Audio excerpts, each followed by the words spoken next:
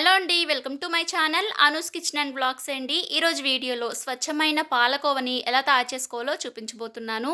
చాలా టేస్టీగా, కమ్మగా ఉంటుందండి. ఇంట్లో పాలు, పంచదార ఉంటే సరిపోతుంది ఈ పాలకోవ తయారు చేసుకోవడానికి.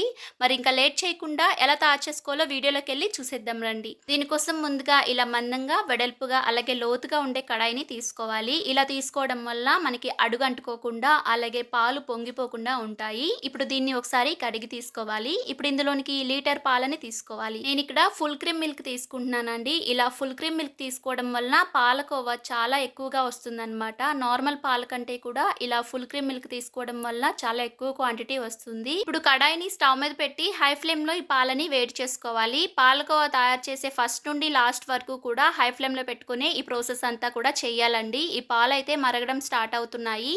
ఈ విధంగా పైన మీగడ కడుతూ ఉంటుంది కదా, ఆ మీగడని కూడా ఇలా గరిటతో మిక్స్ చేసుకుంటూ బాగా మరిగించుకోవాలి.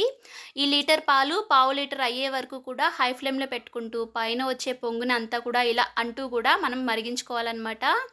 పైన మీగడంతా కూడా ఇలా తీయడం వల్ల మనకి పాలకోవా అనేది చాలా పర్ఫెక్ట్గా వస్తుందండి. ఒకవేళ మీగడ అలా వదిలేస్తే కనుక సరిగ్గా రాదనమాట.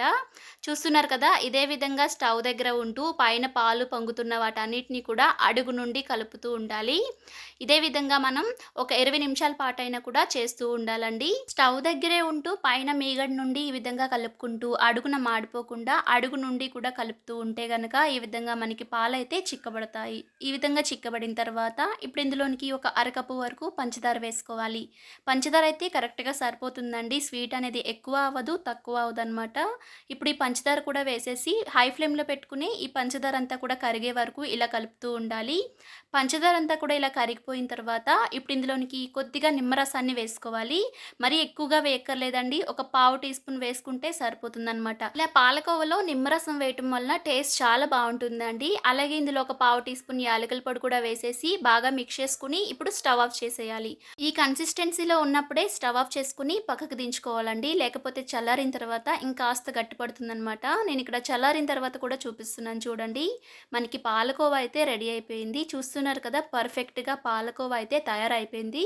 అంతేనండి, చూస్తారు కదా ఎంత ఈజీగా పాలకోవని ఇంట్లోనే తయారు చేసుకోవచ్చో. మీరు కూడా ఒకసారి తప్పకుండా ట్రై చేయండి. మీరు ట్రై చేశాక మీకు ఎలా కుదిరిందో కామెంట్ సెక్షన్లో కామెంట్ చేయండి. నా వీడియో మీకు నచ్చినట్లయితే లైక్ చేయండి, షేర్ చేయండి.